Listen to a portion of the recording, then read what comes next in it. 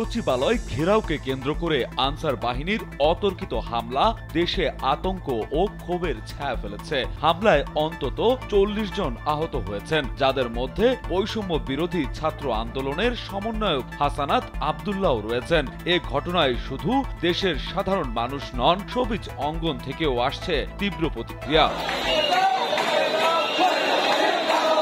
গীতিকার ও সঙ্গীত পরিচালক প্রিন্স মাহমুদ তার ফেসবুক পোস্টে লিখেছেন, দেশের এই সংকটময় মুহূর্তে যখন মানবতার পরিচয় দেওয়া উচিত, তখন ফ্যাসিস্ট শক্তি আবারও মাথাচাড়া দিয়ে উঠেছে। ডাকাতি, নৈরাজ্য এবং এখন আনসার বাহিনীর আড়ালে। স্যান্ডেলিনা সো, রূপচর্চায় আভিজাত্য।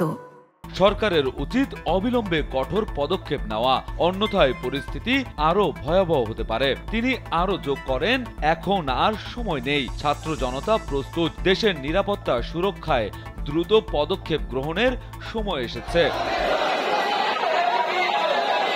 নির্মাতা আশফাক নিপুণও তার ক্ষোভ প্রকাশ করেছেন। জাতীয় দুর্যোগের এই মুহূর্তে যারা নৈরাজ্য সৃষ্টি করে নিজেদের দাবি আদায় করতে চায়, তাদের উদ্দেশ্য পরিষ্কার, খোলা পানিতে মাছ শিকার করার চেষ্টা করছে। সরকারের উচিত এদের বিরুদ্ধে কঠোর ব্যবস্থা নেওয়া।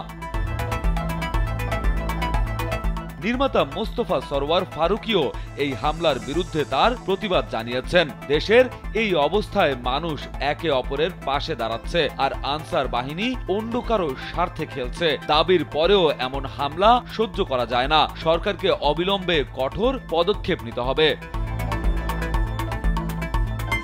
রোববার রাত ৯টা ২০ দিকে সচিবালয়ের সামনে আনসার বাহিনী ও শিক্ষার্থীদের মধ্যে সংঘর্ষের ঘটনা ঘটে। শিক্ষার্থীরা হাসানাত আব্দুল্লাহ ও সার্জিস আলমকে আটক করার খবরে সচিবালয়ের দিকে এগিয়ে যায়। আনসার বাহিনী তাদের ধাওয়া করে এবং কয়েকজনকে লাঠিপেটা করে। শিক্ষার্থীরা পাল্টা ইট পাটকেল নিক্ষেপ করলে আনসার বাহিনী পিছু হটে। পরিস্থিতি নিয়ন্ত্রণে আনতে সেনাবাহিনী ও সাধারণ শিক্ষার্থীদের সহায়তা প্রয়োজন হয়। দেখতে পাচ্ছি রাজু আহমেদ, কালবেলা।